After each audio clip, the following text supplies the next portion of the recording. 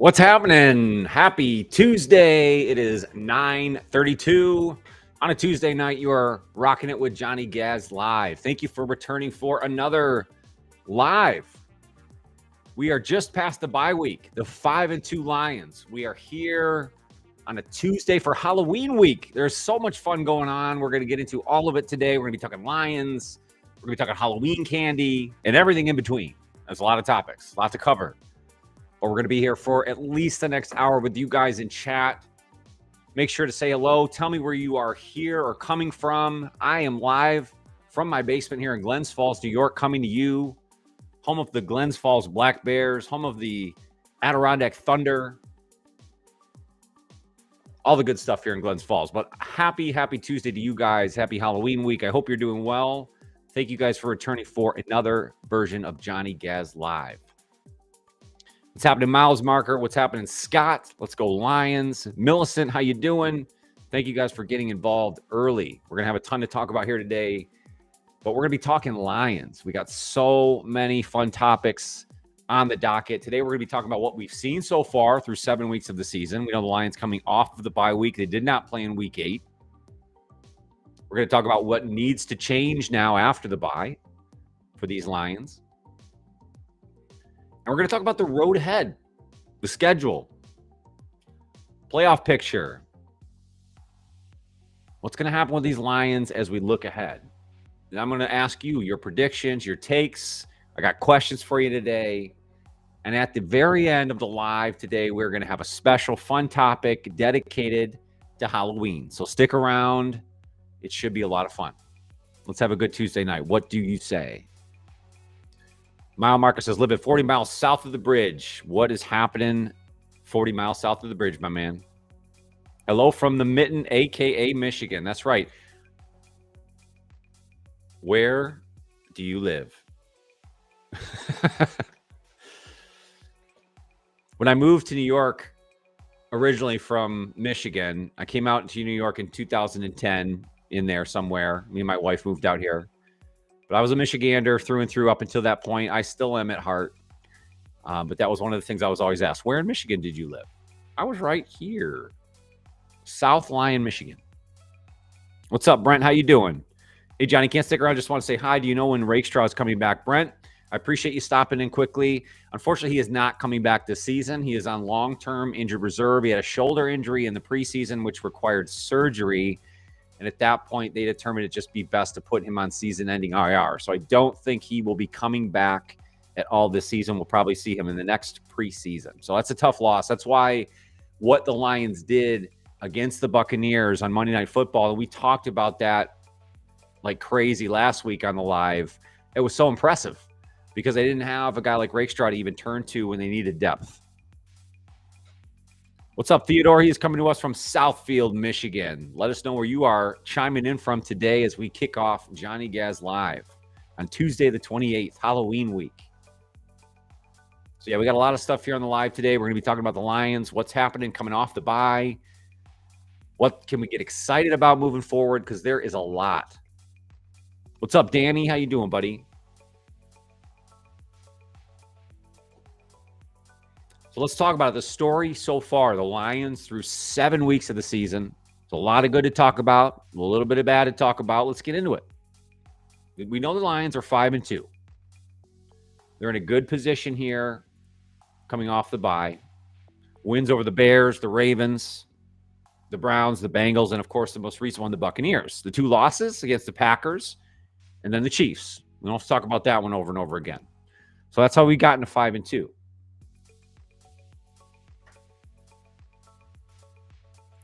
As far as playoff standings are concerned, and I hate talking playoffs so early on in the season, but I know that's what we're all thinking. You know, we want to know where the Lions stand here coming out of the bye week. Well, at 5-2, they currently stand in the 5th position here in the conference, mainly because they still trail the Packers in their own division in the North by percentage points on win percentage. The Packers, with that tie against the Cowboys earlier on in the season, you know, it's better than a loss. And the Packers have since won football games. So sitting at 5-1-1, they are still slightly ahead of the Lions, which puts them in the first position in the NFC. As far as the conference is concerned, Lions in the 5th position. So it goes Green Bay, Philadelphia, Tampa, Seattle, Detroit, then Los Angeles are your 6 currently. We'll talk about kind of how I see that shuffling as we move about the rest of the season.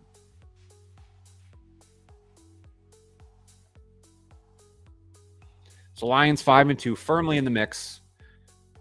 I would make the argument they are the top team in the NFC. And again, we'll talk about that in some detail. I had a short that just came out here this week claiming the Lions are the best team in the NFC. Let me know if you agree with that in the chat. Are the Lions currently the best team in the NFC, even coming off the bye at 5-2? With the Packers still leading the division, do we still think the Lions are the best team in the NFC? Let me know in those comments.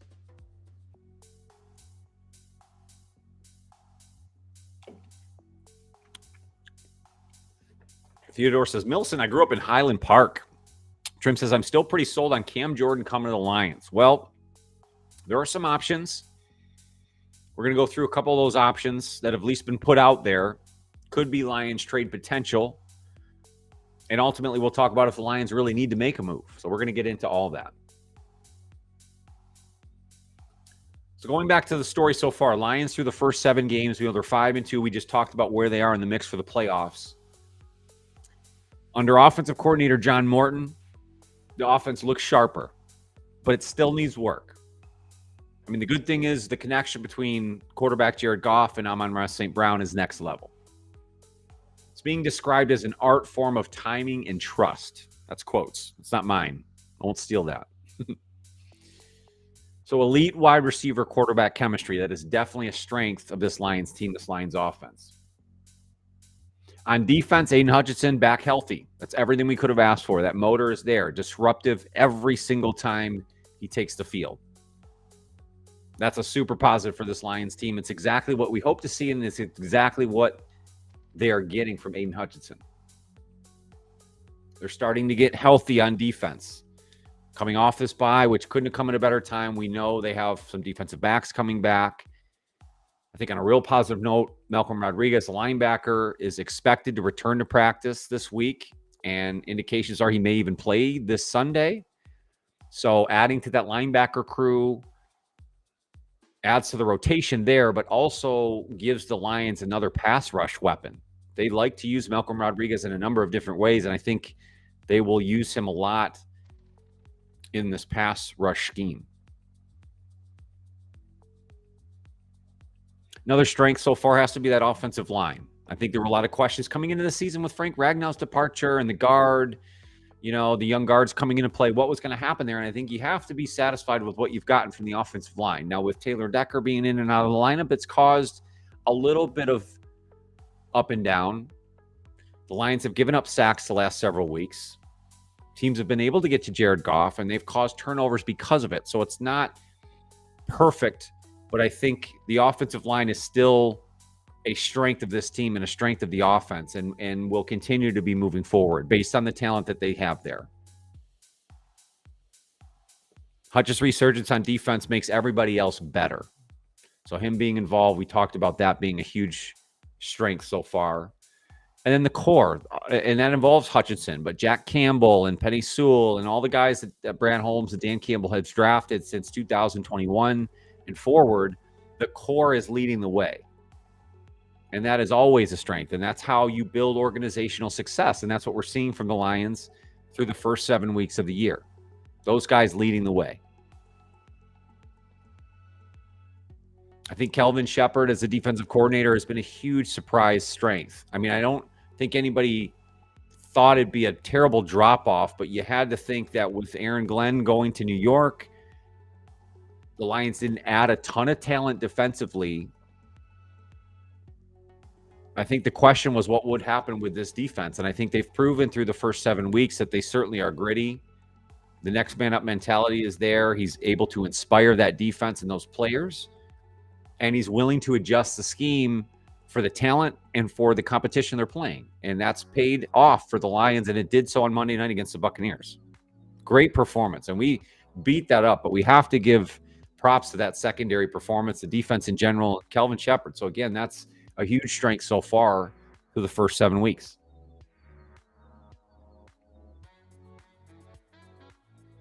So what do you guys think? What's been the biggest strength of this Lions team so far through the first 7 weeks of the season? Is it that wide receiver quarterback chemistry? Is it Aiden Hutchinson? Is it the guard player, the offensive line, the young core? Let me know in the comments. What has been the Lions' biggest strength through the first 7 weeks of the season? Trim says, I really hope we get a veteran lineman, and Ratledge has been terrific. I agree. I think Tate Ratledge has been everything you've wanted him to be. The idea of him being the week one center, because that was originally the plan. Remember in preseason, they were kind of grooming him to potentially take over at center. And I think as they noticed that progression was a little bit slower maybe than expected, that it was better for him to naturally fit into his guard position, allow Graham Glasgow to play center. And then maybe over time he shifts over. Maybe when Graham Glasgow does finally hang it up, or it's time for him to move on, maybe Tate Ratledge does fit in to the center position. But for right now, at the guard spot, he's been fantastic. He really has. And putting him next to Penei Sewell, that is a mean combination. It is an extremely mean combination.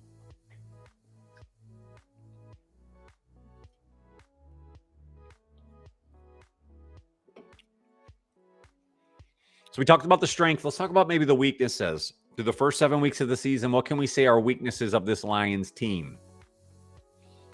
And certainly their run game efficiency is not a weakness. The run game in general is not a weakness. That is an ultimate strength for the Lions. But I think the consistency of the rushing attack hasn't been there like it has in seasons past. I think you've seen lulls in the Lions offense in general, but certainly with this rush attack, there's been times where I felt like when they turn and hand the ball to David Montgomery, the explosiveness just hasn't been there. And it's not always David Montgomery's fault, but I just think that there's been times where the offense has stalled, and I think in general the running game has stalled. And in turn, and this leads to my second weakness so far this season, is third down conversions. Their third down efficiency is not good.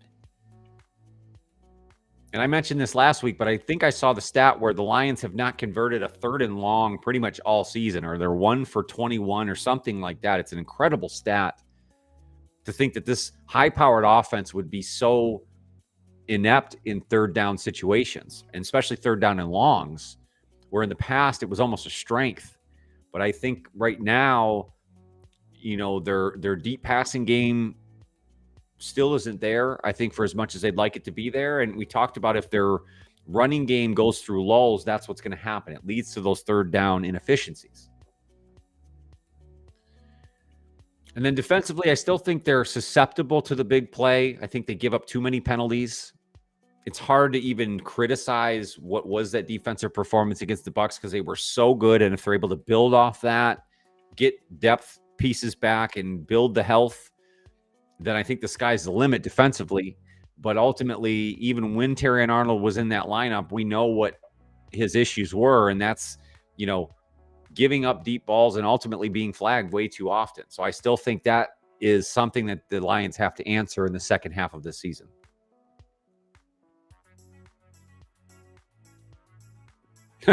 Trim says, all right, buddy, I appreciate you. Let's put this one up on screen for sure. My sexy time life has drastically improved since subbing and liking Johnny Gaz Sports. See what it can do for you. Well, thank you for that testimonial, my man. I appreciate the honesty. And you're right. Johnny Gaz Sports can make things happen. I appreciate you being on board, buddy. Thank you so much. Milsa says the Lions' greatest strength is the culture. The way each group has the other group's back is impressive. A true brotherhood with no divas. You hit it right on the head, Millicent. Let's post that right there. I think you are exactly correct. That is their greatest strength. The Lions organization is the culture, the grit, one pride, everything they've brought to the table. Dan Campbell's ability to connect with the players, that radiates through the organization, through the fan base. It's incredible. So we're living through the greatest time right now, and I think we have to enjoy it. But you hit it right on the head, Millicent.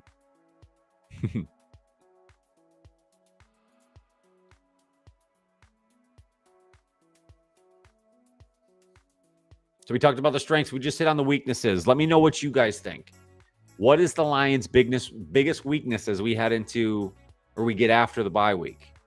We talked about a few things. The run game, up and down, offensive lulls, the third down issues they're having, big plays given up defensively, penalty issues defensively. What is the thing you're looking to see the Lions improve in the second half of the season? What's up, Robert? Says, yo, my dog, how do you feel about us getting healthy late in the year instead of hurt late like last season? And I think that could make the ultimate difference. I mean, I really think that the Lions are setting themselves up for success.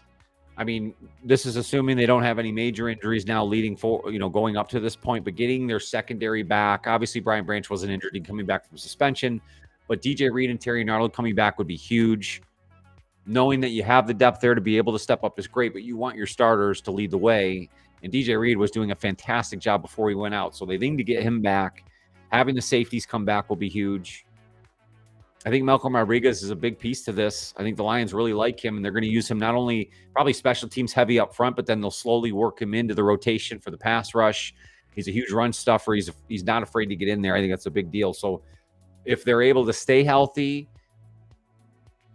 get a few choice pieces back, a guy like Marcus Davenport, if you can get him for the stretch run, and I know he's not going to give you much, and odds are he gets hurt again, but if you can get him back for a game or two late in the season, I just think you're setting yourself up much better than you were last season, Robert. So I'm with you, man.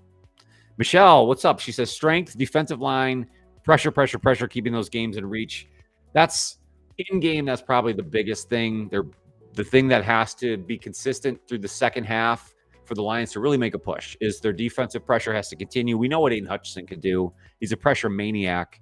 Even if he's not on the stat sheet, he's pressuring all night long and creating situations for his other teammates. Ali McNeil coming back, that interior pressure, adding to what Hutch was giving you, it's going to mean so much. So I agree with you.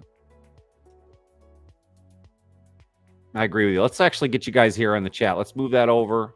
Let's pull you guys up on the screen here and get you involved. There we go. And I appreciate you guys so much. Thank you for sticking around for another Johnny Gaz Live. Again, we're talking Lions coming out of the bye week. We're going through strengths and weaknesses through the first 7 weeks. What's going to have to happen after the bye week.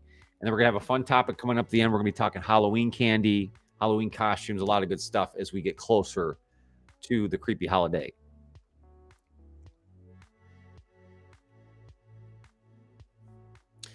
So we know where we've been. We've all watched these games. Now let's talk about what has to change. We talked about those weaknesses. Let's talk about some things that really need to fall into line here for the Lions to make the ultimate push here in 2025-26. I mean, the timing of the bye was pretty much perfect. Thank goodness the Lions defense held up so well on Monday night prior to the bye to get that win against the Bucs. That was huge. Not only to not lose back-to-back games coming off that Chiefs loss, but also playoff seeding because the Bucs won again. So to have that victory over the Bucs, I think will mean a lot down the road. But this week 8 bye gives the Lions a chance to rest physically, mentally, kind of reset things, reset the scheme. I think head coach Dan Campbell and staff pointed out a few key improvement areas in one of the recent articles through the Pride of Detroit. One of them was what we mentioned, was the third down offense. Campbell called it the most glaring thing right now. We have to be better. That's quote. Have to be better. Lions converting 37.6% on third down, 21st in the NFL, despite strong early down production. And I think that's the way they're able to mask that problem, is the fact that they don't get into many third down and long situations because they are so good on first and second down. Trim says, Shep and the defense have been our safety blanket that our defense used to be. Brent says, all offensive line, still building chemistry. We should continue to improve every game. I agree with you, man. I think the continuity there, as long as they remain healthy, I think we'll get better and better and better. The Tate Ratledge and Christian Mahogany will continue to get better. Don't forget about Miles Frazier. Remember they drafted that guard in the 5th round of the draft, and he got injured in the preseason. He's going to come back at some point. Now, I don't think he just gets inserted into the offensive line, but I think when you talk about adding depth there, he's a guy that will help you out down the road. I think it's just because of the major losses of our star-studded line, says Trim. So going back to these key improvement areas as noted by Dan Campbell coming out of the bye. You mentioned the third down offense. We talked about the third down efficiency. Morton has to unlock better drive extenders, the offensive coordinator. We got to figure out these third downs, either using motion, creative play action. Involving Gibbs as much as possible, in my opinion, is always a good thing. Continuing your success on first and second down will help with that. Trim says, what happened to Muti? He's a tough SOB. Natane Muti, yeah. I think he just kind of fell out of favor as far as his depth within the organization, man. I really do. Because I think otherwise they did like him.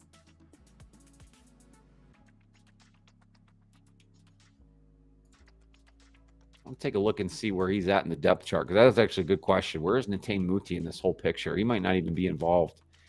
Practice squad. So, yeah, I mean, it's just not it's probably not in the mix for him this year. Mill says, Lions will improve. Efficient use of all weapons is coming soon. Gives me goosebumps just thinking about it. Yeah, I mean, they're building towards it. I'm not worried about the offense. I'm really not.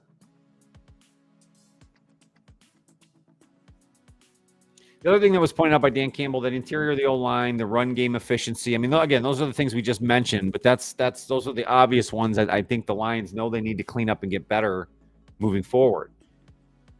Campbell again says there's so much room to get better. Their rushing success rate dropped from 44.9% in 2024 to 41.1% this year, which is 22nd in the league. Bottom half of the league rushing stats for the Lions is just not where they're used to being. Center and guards have to step up. Helps Morton's play action and overall third down conversions.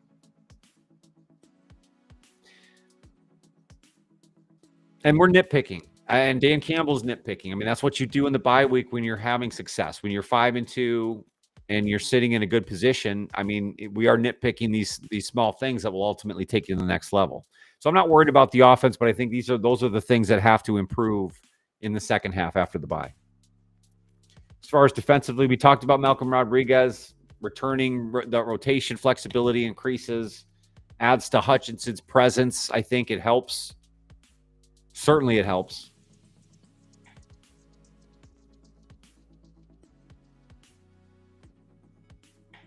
Even through the bye week, I was looking at the power rankings. I always take a look at them every week, and Lions just continue to sit atop all of the resource power rankings. Still top tier, but kind of out of sight, out of mind due to the bye week, which is a good place to be. I think the Lions are okay with that. What about getting JMO involved early? Brent, you bring up a good point, and I'm glad you said that. Recent article posted on Pride of Detroit. Actually, this was just today, just this evening, by Jeremy Reisman. Talks about Jameson Williams. The title of this article says, Detroit Lions know it's time to turn Jameson Williams' potential into production. And I've made this argument before, but let me read this to you. Let me see if I can pull this up, actually. Let me see if I can make this happen.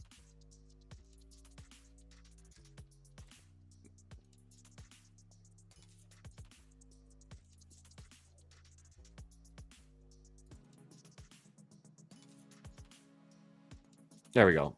That's a little better. That's okay. We'll do that. Let me blow it out for you guys a little bit. Beep, pop, pop. There we go. How you like that, guys? Bring you the goods.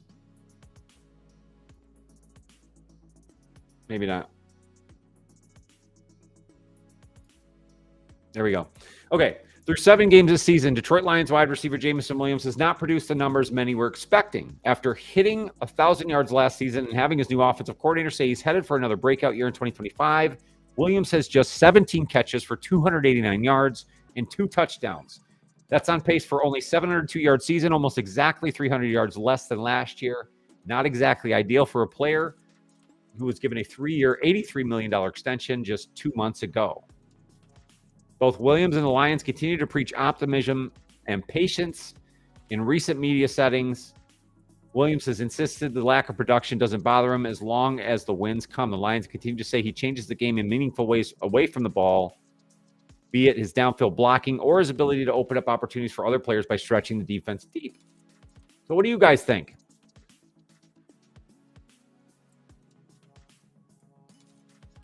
What do you guys think? Is this an issue for the Lions? Is Jameson Williams and the way he's being utilized in this offense an issue? I don't when I looked at this several weeks ago, I would have told you that maybe we do have an issue. But when I looked at this again, now we're 7 weeks deep. I do want more production from Jameson Williams. Of course, we want more production from Jameson Williams. But I think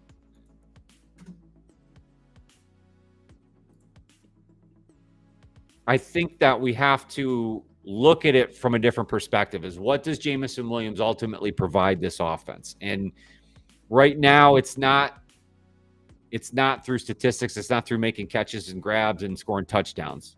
But the threat of that is still there, and it is affecting defenses. He's still taking the top off of every defense we play. He's needing to be bracketed in coverage, and that allows all of the underneath work to be done. That's why Amon-Ra St. Brown and Goff are able to keep that connection, because J-Mo is still there.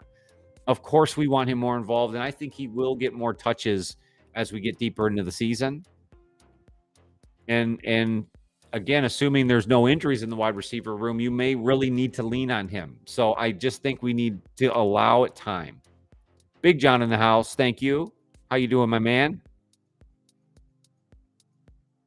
Those should be about 4-game stats. Look, I agree with you. I thought statistically he would blow up this year, more so than last year, over 1,000 yards. And I thought maybe he even gets to the point where he is the Lions' threat. Maybe even overly producing above and beyond Amon-Ra St. Brown. I would have maybe even made that argument to you before the season was started. And I think the Lions felt similar in a sense, because they felt like they're going to give him that contract, and they did. $83 million. That's not nothing. And it's certainly a lot of money for a decoy. So I agree with that sense, but I also think that he's providing for this offense still. The game he got 6 catches, we lost, says Scott. So, I mean, that's a good point. So, I mean, his statistical production doesn't necessarily correlate to Lions winning. And I think that's where he's okay with everything happening the way it is. Because if the Lions are winning, then does it really matter if he's getting the ball or not? And maybe him getting the ball isn't the winning formula, at least right now. And that's okay. I think we're all okay with that. If the Lions win, then this isn't a problem. I mean, that's maybe as simply said as we can say it, right?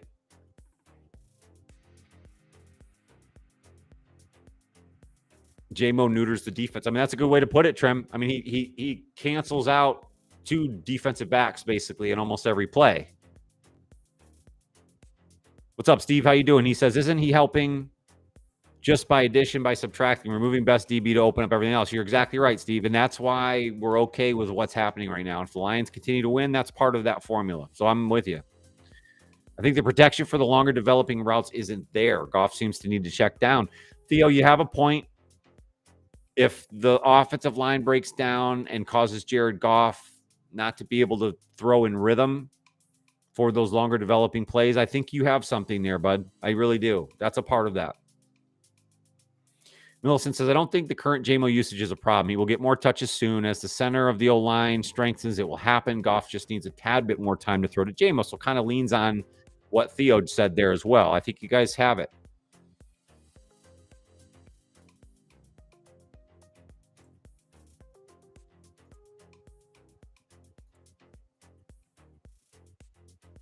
I think you guys have it. I think you're onto something. So again, going back to the key improvement areas that Dan Campbell mentioned. Defensively, talked about getting people back healthy. You know, and ultimately, is that addition without having to bring in a high-priced player? Do we really think the Lions need to go make a move? Is there a position or a player out there that you feel the Lions should spend some capital on to go and get, or spend a little money on to bring in a free agent, make a trade? What is that key player or key position for the Lions coming out of the bye that they have to have? Or do you take the stance that they have all the players they need, that ultimately the guys they are getting back from the injured list is the additions that they will need to move forward in this season. Let me know in the comments. I'd love to hear from you guys.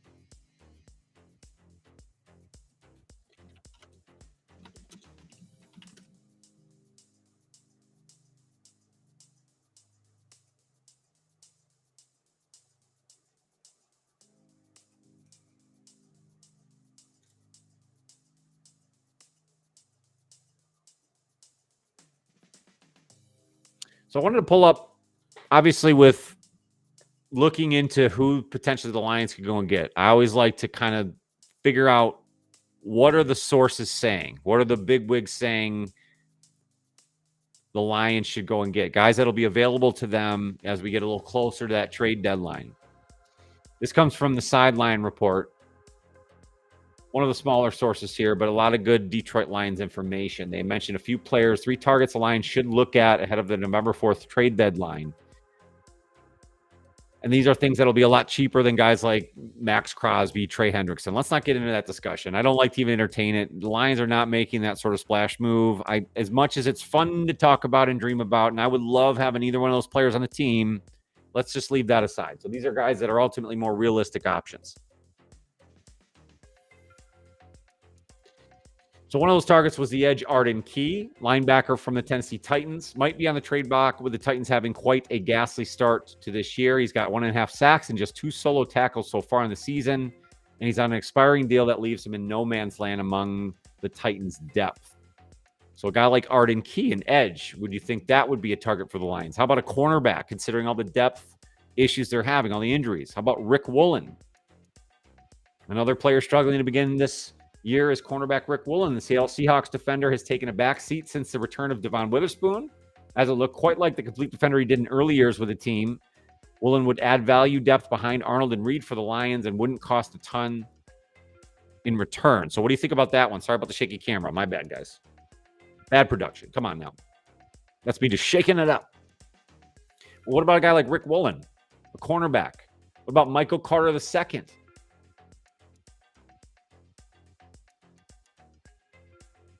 Another defensive back option. New York Jets defender has been a key piece to their strong defense for years. He has 2 pass breakups and 9 solo tackles on the year, but he has a cap hit of 12.25 in 2026, which might make the Lions still steer clear. I don't like that idea at all. So cornerback and edge, what do you guys think? The Lions have to make a move? And is it for one of these guys, somebody else? Johnny G says, I like J-Mo across the middle, like a post. I mean, they need to work him more on those kind of patterns. They got to figure out ways, quick screens, crossing patterns, some way to get him the ball over the middle. I agree. Trim says, Jameson Williams going to have a playoff performance that will satisfy every Lions fans. Don't forget, he impregnated the end zone last playoffs, baby. Yeah, he did. He brought home the stork flew home. Let's see if we can get that going again. I mean, really, it's funny you say that, but it's like it really only takes one performance in a divisional round or a conference championship, let alone a Super Bowl, and you're a hero forever and ever. But again, I think this is really more about Lions paid big money to Jameson Williams. I think because of the statistics he put up last year, I think the expectation was that he would be even better this year. And right now the path isn't there statistically, but we're looking at the bigger picture and really what he's providing the Lions offense. Steve says, Brandon Cooks, not crazy about depth at wide receiver, 1 injury away from disaster. And that's why I said it's like maybe that's where J-Mo comes into play in a couple of weeks where maybe Amon-Ra can't play, or if something was to happen, I agree with you, they'd be in trouble. So could wide receiver depth be an option? I don't know. I think they like Tesla. I think they like some of the guys they still have hanging around. But that's not a terrible option. Scott says backup left tackle. I've heard that thrown around a lot with Taylor Decker being out of the lineup. I don't know if Dan Skipper's the option anymore. I think he used to be, but I don't know if that's really the option anymore. So you might be onto something there. Brent says a veteran O tackle, possibly one from the current fire sales. I mean, there it is again. Yeah, offensive tackle. Danny says there's going to be a trade. Colton Miller from Trim. Ooh, nice trim through a couple. Taron Armstead, Tyron Smith. Bernard Raymond, some tackles I believe are good candidates. Dedrick Wills. So yeah, there's some players out there. We'll see if the Lions make a move. I wouldn't hate another offensive tackle. I mean, I wouldn't hate shoring up the depth on the offensive line. Certainly, that's not a splash. That's not going to make any headlines. That's just going to be something to make you feel better at night, sort of thing. But let's hope that Taylor Decker stays healthy, because that's the real solution. So let's look ahead. Okay, we've talked about where we've been, what's going on in the bye week. So let's look at the road ahead, the schedule. It was all about the schedule before we started the season. Everyone freaked out about the strength of schedule and the fact the Lions are carrying a number 1 NFC seed schedule into this year. I think they've gotten over some of their tougher road games here already on the schedule. So ahead we have in week 9 the Minnesota Vikings. Vikings will come to Detroit to play the Lions. I think it's a great coming out of the bye matchup. I think it's very favorable for the Lions. Sounds like J.J. McCarthy will be the starting quarterback for the Vikings there in week 9. So again, I think the Lions will have an opportunity to make plays on the defensive side of the football. There'll be an opportunity for the Lions offense to go up against a strong defense. And it will be a test for the Lions defensive backs. Again, going up against Justin Jefferson and some offensive weapons for the Vikings. I think it's another good test. What will the depth in the secondary look like? Will Terry and Arnold be back? I don't know if DJ Reed's going to be back just yet. So I think the depth will be tested again. But it kind of becomes a must-win, sort of a tone setter for the second half of the year coming out of the bye. I don't think the Lions can afford to drop this game at home in the division to Minnesota. So does it create sort of a must-win in week 9? Steve says, I think the Saints are selling everything. Kamara going somewhere, just not here. Yeah, Alvin Kamara, yeah, I could see a team picking him up. Not the Lions for sure. They are in no need for a running back at this point, but I agree. That's where Cam Jordan might be coming from, right? Or is that Miami? I forget. No, I think he's still Saints. Neil says, would like to see an upgrade at center, but I don't have a name. Yeah, I couldn't give you any center names either. I don't think the Lions will be in the market for a center. I think a tackle probably is a more viable position for them to look into because of the Decker situation. 3 out of the next 4 isn't unrealistic. As far as wins, you mean? You mean wins, Trim? Because again, week 9, we have Minnesota, we know, and then week 10 is at Washington. It'll be a good road test. We'll see where Washington's at that point. So they've been kind of struggling. I don't think it's the same Washington Commanders team the Lions lost to in the divisional round. And obviously, if they don't have Jaden Daniels at quarterback, that changes a lot of things for that team. But then in week 11, the Lions go to Philadelphia in what will be one of the premier matchups of the NFL season. It's a measuring stick game for both teams, but especially the Lions, who will play the defending champs on the road. It will be a great visual and a great week of football. I really can't wait for that one. But ultimately, the Lions need to take care of business the next 2 weeks to make sure that matchup means everything that it should. After that, they have the Giants, the Packers on Thanksgiving, Cowboys, Rams, Steelers, Vikings on Christmas, and the Bears in the finale. So that is the schedule. That's what's ahead for the Lions coming out of the bye week.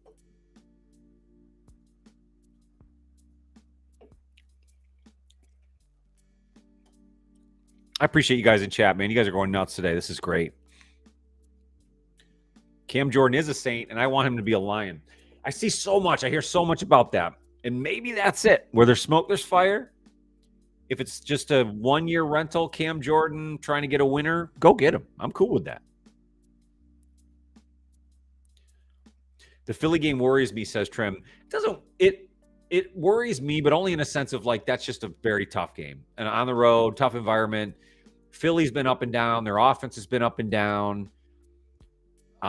So it'll be a great game. Let's just hope both teams come in as healthy as they can so we get a good representation from both sides, and it just is a great matchup. I think it's Sunday night, so it'll be a great night of football. Brent says, most concerned about Thanksgiving Day. It will be the Lions' 3rd game in 12 days. That is going to be a very tough stretch. On top of the fact, Brent, it's the Packers, and these two teams seem like they're going to collide for the North Division. I mean, that victory in week 1, although I think the teams are different now, it's going to carry a lot of weight because it'll force the Lions to have to beat them on Thanksgiving. And I just think that game will mean everything. So to me, that's the biggest game outside of that Philly game for the Lions to look ahead to, is that Thanksgiving Day game against the Packers. It'll be a must win, and it might be for the division. Because I just don't think those two games at the end between the Bears and the Vikings, I don't know if those two teams will hang in there enough to where that's going to mean something for the division. So it might mean playoff seeding for the Lions, but I think ultimately the Packers game on Thanksgiving will determine who wins the North.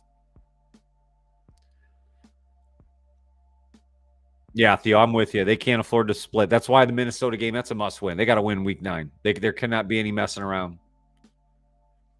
Millicent says, anyone else going to the Vikings game? I'm excited to be there. As a Michigan alumni, both undergrad and grad, I am a Wolverine fan too, so I want to see JJ do well, just not too well. Ooh, tough.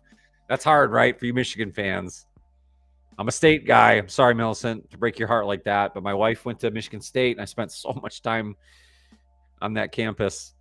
But I love the rivalry. I actually grew up a Michigan fan, so I don't have hate for Michigan at all. But I love that you go to all the games. That's so cool. Have fun. Cheers on to victory. We need it. We got to beat the Pack. We really do. So the NFC North, we talked about it. Packers at 5-1-1.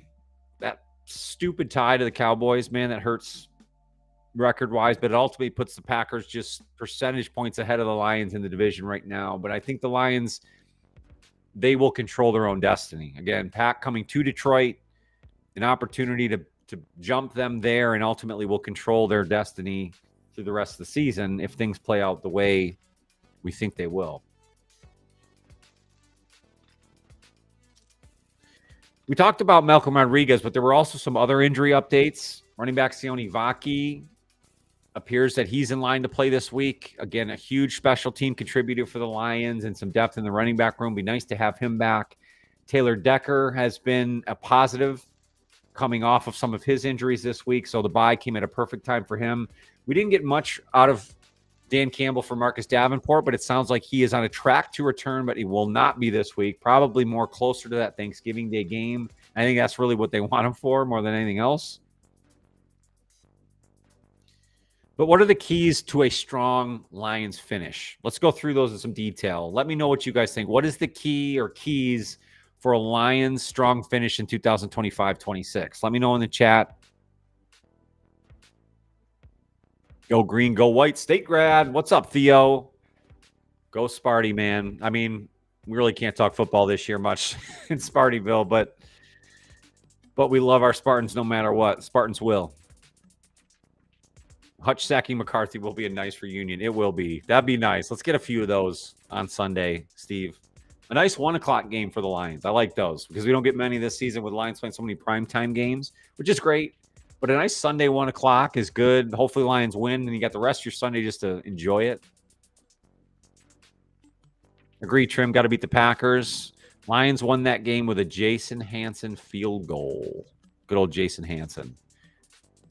Yes, Steve, you got it. Amik Robertson really was a blanket on Justin Jefferson the last time in what was it, week 18, week 17 last year, whatever it was.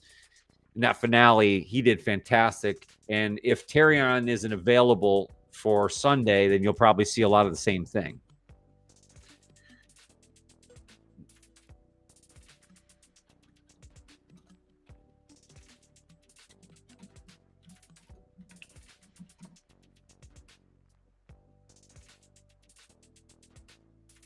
I'm going to get you an update here. You just kind of triggered it off for me, Theo. What's the word on Kirby Joseph? We didn't get a ton from him as far as Dan Campbell in his press conference today, specifically on Joseph. Did not practice on Tuesday because of the knee injury. His conditioning is improving. He's expected to be reassessed and could return against Minnesota, but the extra rest. So we'll see. I think as we get a little closer to game time, I'll keep you guys posted on the designations. The fact that he didn't talk a whole lot about Kirby today tells me that maybe he's not on track to play this Sunday, but I also don't think this is a long-term deal. But they're going to get Branch back. I think that helps. So I think they'll be okay. And we just talked about Amik. He's able to step in. So I'm still confident in their secondary, even without Kirby for this game, but they need to get him back. I would much rather have him healthy for Washington and Philadelphia. Let's put it that way. So what are the keys for the Lions to finish strong this season? Brent says health. That's probably number one. Outside of what's on field, health is their biggest concern. We know what happened last year. It just it crept up on them, and they overcame, but just they got to the point in the divisional round where you couldn't overcome so many factors with such a lack of talent. So that is key.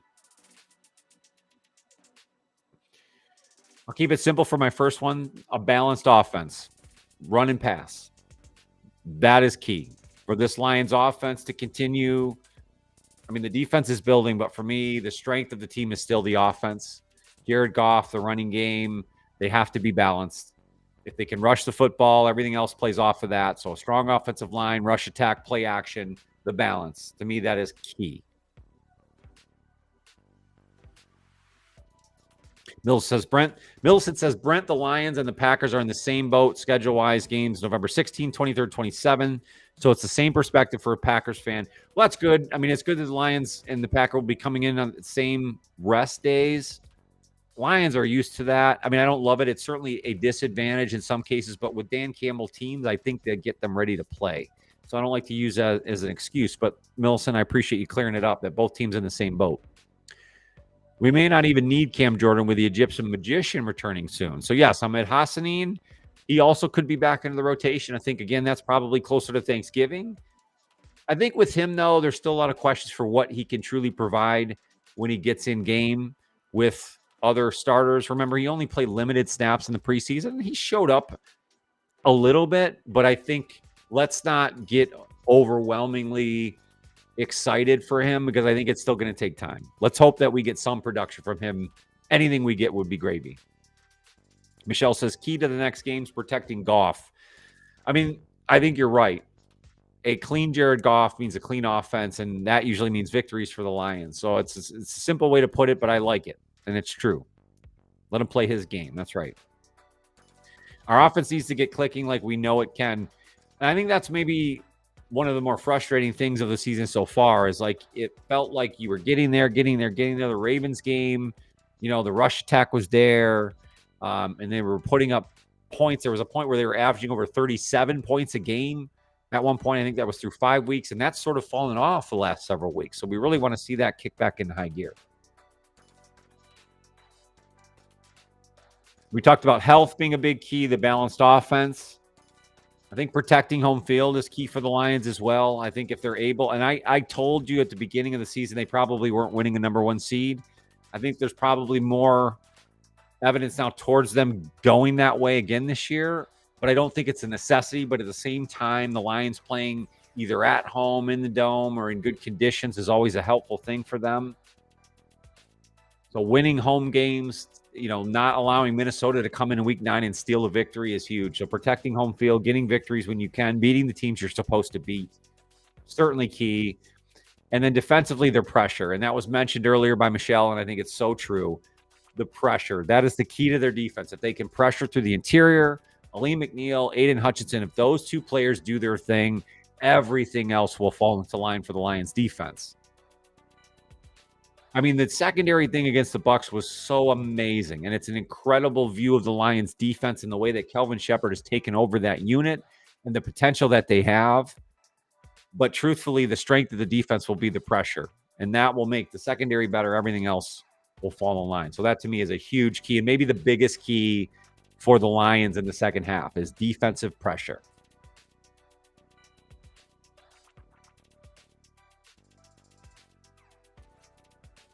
So prediction time, guys. Got another one for you in the chat. Prediction time. What's the Lions' final regular season record going to be? When all's said and done, the end of the year, before the playoffs start, what do you have the Lions finishing up at? I started the year off at 12-5 based on my review of the record, where the Lions stood at the time with their depth, the roster. I had said 12-5. I have now adjusted to 13-4. So that's where I'm at, but I'd love to hear from you guys. Let me know, what is the Lions' final regular season record going to be?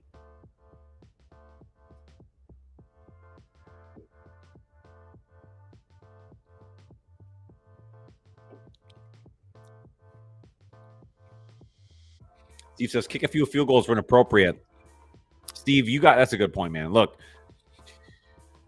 there was against the Bucks, they had an opportunity to go up 10 points. They were in the red zone again and decided to go for it. We love the Lions for it. We love Dan Campbell to do that, but there's going to come a time, let's say in the playoffs, where you're at home and you could go up by 2 scores.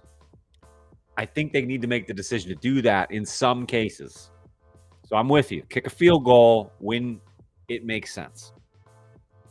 We love that you go for it, but you don't have to go for it every time.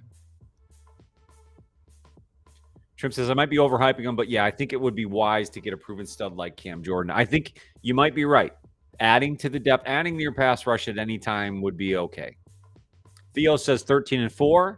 Brent says 12-5. Again, we're talking about what the Lions' final record would be. Your predictions. Let me know in the chat.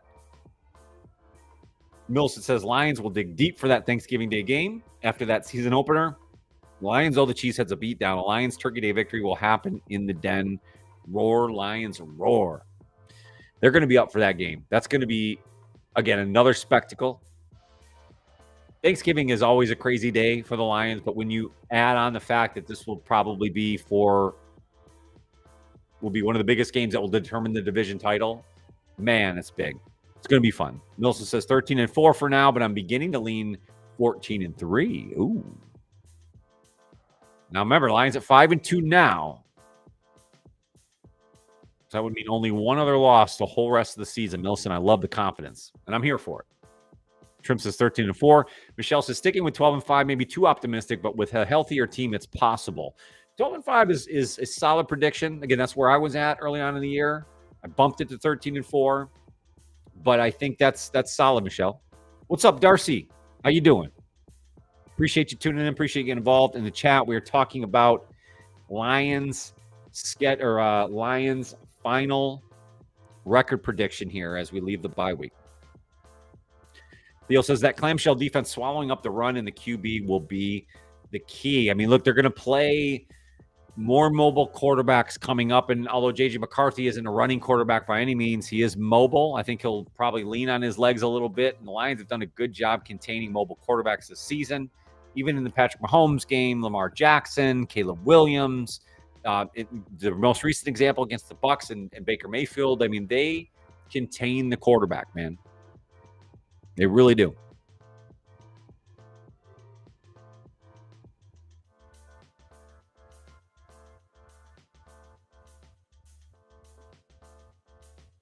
We talked about the Lions' schedule, the toughest remaining matchups. We talked about how the Lions stack up against the NFC's elite. And again, I believe the Lions are the best team in the NFC. I think their roster is setting up that way. It was already set up that way, but I think the way that the injured players are kind of coming back after the bye, everything's sort of coming together at the right time. If the offensive line can continue its play, the efficiency of the run game, play action, the defense is climbing. With Aleem McNeil's addition, I just think the sky is the limit. Getting the secondary healthy, a lot of good things ahead.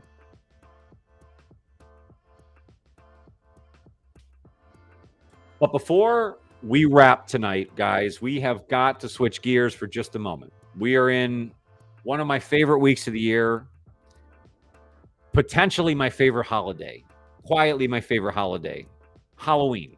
We are in Halloween week. We're just a few days away from Halloween right now. So let's talk about it. Let's talk a ton of football. We love our Lions, and we can maybe even use the Lions in a sense of how we talk about Halloween. But let's get into that for just a little bit.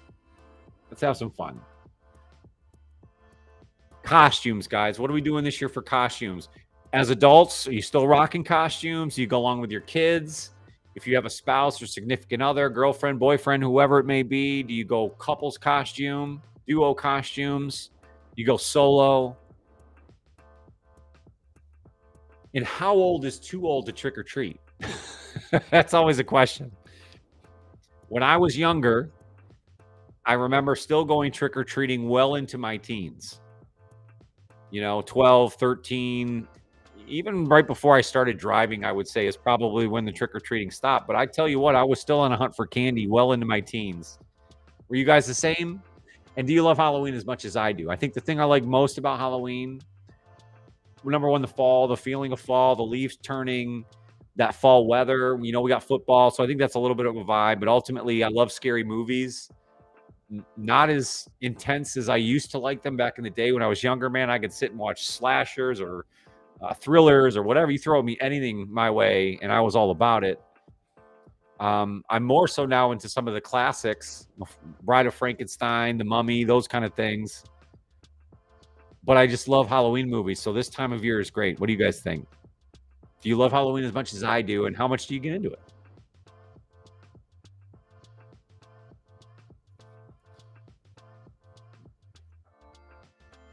We really try, me and my wife, we do try to get costumes every year. This year, we went back to Sesame Street and some former costumes we've had. I'm Cookie Monster this year, so I have a huge blue Cookie Monster outfit. She's Big Bird.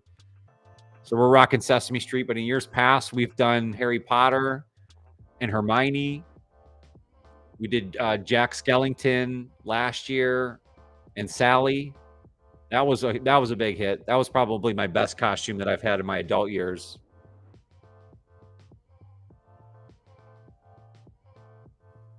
Trim says the trees are beautiful here in the UP. Man, I can't imagine. I bet it is. Great views up there. Trim says, I'm robbing the kids' bags while inspecting. Trim, that is the point of Halloween now. As an old man myself, it's like,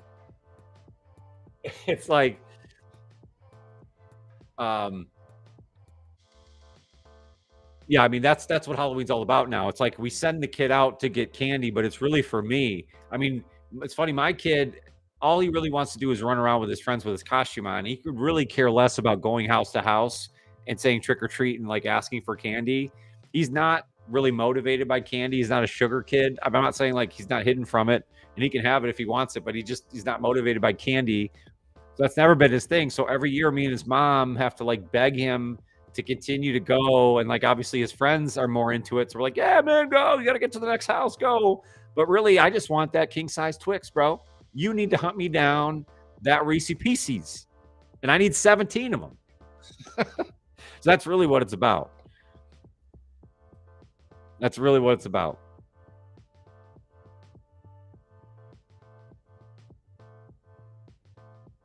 Darcy, I'm about to wrap up here in a minute anyways. I appreciate you, buddy. We'll get you on here in a future show for sure. But let's wrap it up with that right there. I mean, tell me ultimately, what is your favorite Halloween candy? What is your must-have Halloween candy? You could take it from a couple different perspectives. When you were a kid, what was that must-have? When you went from house to house, what did you have to get? As an adult, what is your favorite Halloween candy? I really want to hear from you. That's the biggest point of today's fun segment at the end. I want to hear what your favorite Halloween candy is. If you can go another two ways of this, chocolate and sugary route. Tell me what your favorite sugary side is and what your favorite chocolate side is. Because to me, if you're arguing favorite candy, I mean, you could go overall if you want, which I'm fine with. There's always an overall favorite, but to me, there's like two different categories, chocolatey side and then sugary side. So, for example, for me, on the chocolatey side, I'm all about a Milky Way or, yeah, Milky Way. That's my favorite. If I'm going strictly chocolate bar, I'm reaching for a Milky Way. I like Paydays. That's okay too. But like my all-time favorite chocolate bar is a Milky Way. On the other side of it, candy-wise, right now, guys, the covered wow, I just blanked on the name. Oh my God. Wow. The gummy with the little balls on the outside. It's going to come to me out of nowhere.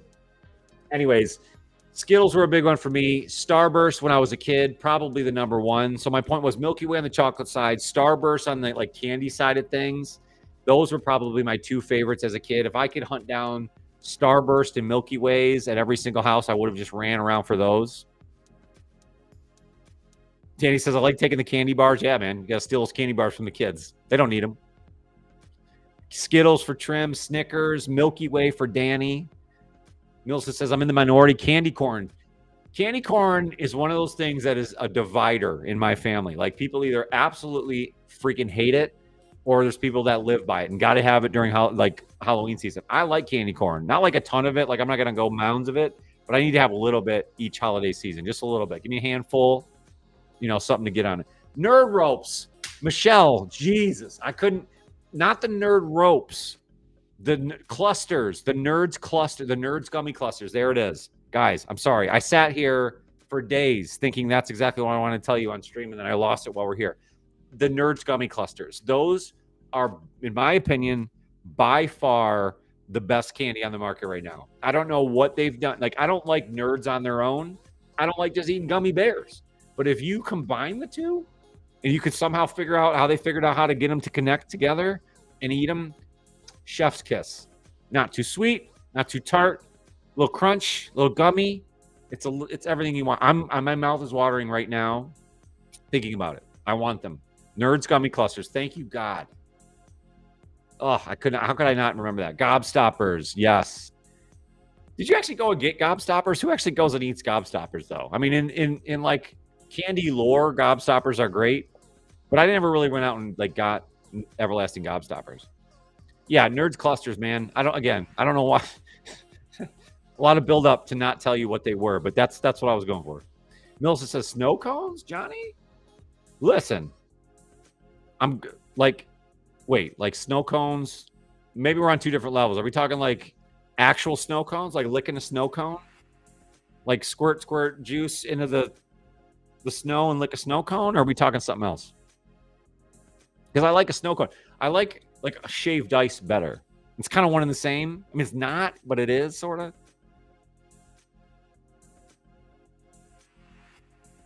DoorDash nerd ropes. Yeah. You know what? No, I don't even have to do that.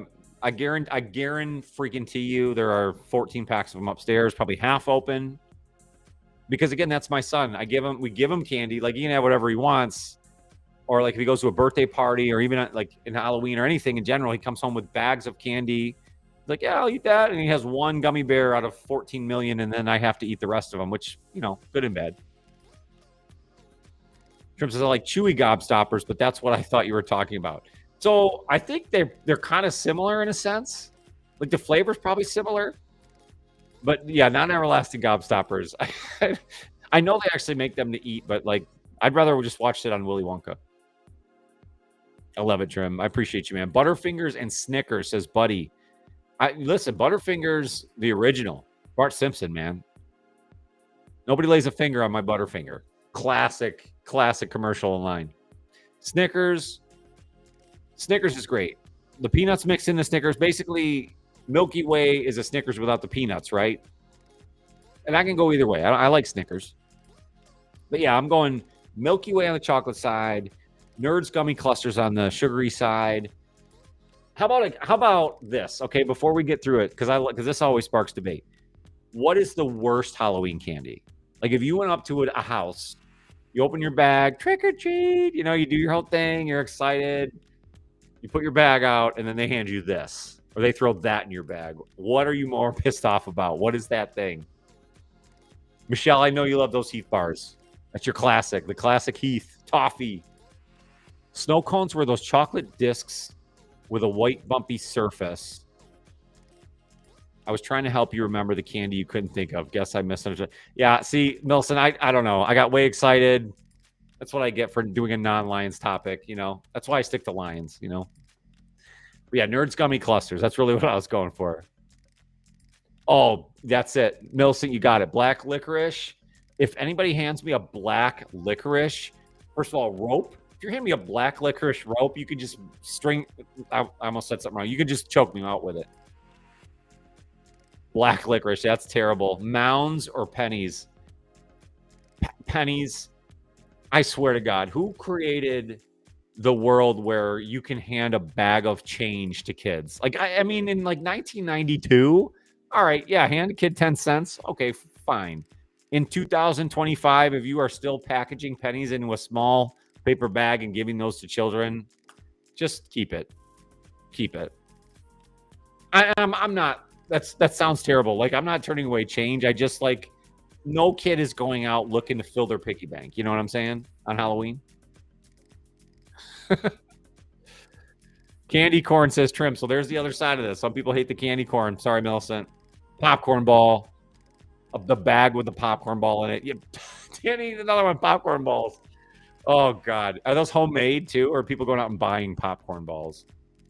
Yeah, save them. You know what? Chuck the popcorn ball off your door. That's what we're going to do is we're going to say thank you. You're going to turn around, close your door, and then me and my buddies are going to turn around and bust your door with their popcorn balls. Black licorice is nasty. The other one I'll bring up on that one. Remember the big peanut, the big orange marshmallow peanut? Like you can throw that away. That's a doorstop. That's a straight up doorstop. Okay, Richie Rich. Yeah, that's it. I'm turning away your change. Don't give Johnny Gaz your change if he comes to your door. No, I that's not what I mean. I just like as a kid, you know, you're 10 years old, you got your pillowcase, it's half full with Twix and Skittles, and you go up there and you're going to throw a bag of change in there because then when you go to dump it out, all the change goes everywhere. The dirty change gets on all your chocolate and your candy. That's gross, man. Don't put money in a candy bag. That's gross. Like, I'll take your money, but let's make it like a piggy bank day where kids just come around to door and you fill their piggy banks up. Piggy ween.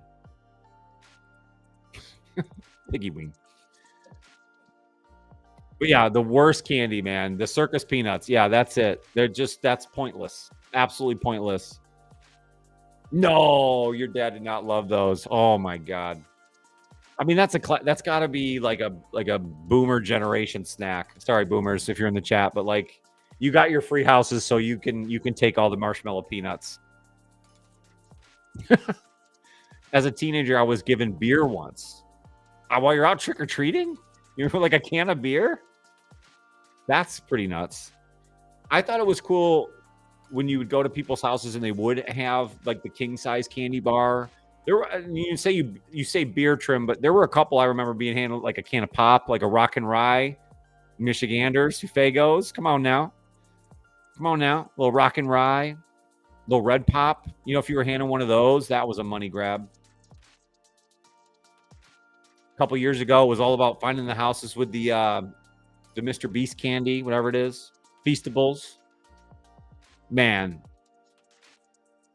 they got it figured out, man. Those big time YouTubers, man, they just make a candy, sell billions of dollars of it. Crazy. Good for them. But yeah, that circus peanut, that's no good. I can't believe you were given beer. That's certainly, that is an old timey Halloween tradition right there, buddy. But listen, I lived in some neighborhoods where I wouldn't have been surprised at that. Some of our old school neighborhoods, man, they'd be handing out all kinds of stuff. But that was the thing. When we were a kid, you get the pillowcase. We're talking those deep bass pillowcases too, those king size ones. And the goal was back then, how many times could you fill that up? Run out, fill it up, run back home, dump, out again, go to the next neighborhood over, fill it up, come back, dump. And then the greatest part of the night, at least for me, when we were a kid, downstairs in the basement afterwards, we got our sacks of candy, and then it's just a dump fest. Candy raining from the skies. You're organizing it. You're shuffling. You're making trades. Dude, we're trading fun dips for Skittles, for Twixes, for Reese's. Don't freaking touch my paydays. You know what I mean? There were fights over candies, man. Plus, after we ate 16 candy bars, we're wrestling around like it's our job. My family had 3 boys in it.